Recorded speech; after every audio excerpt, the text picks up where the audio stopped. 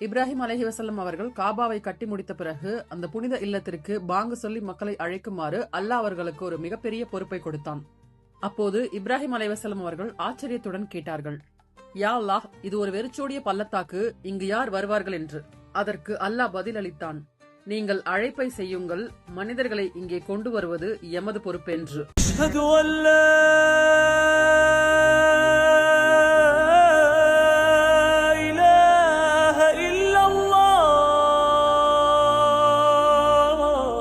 அவர் அந்த அழைப்பை எழுப்பிய போது அல்லாஹ் நம்பிக்கையுள்ள மக்களின் இதயங்களில் ஹரமின் மீதான ஆழ்ந்த காதலை விதைத்தான்.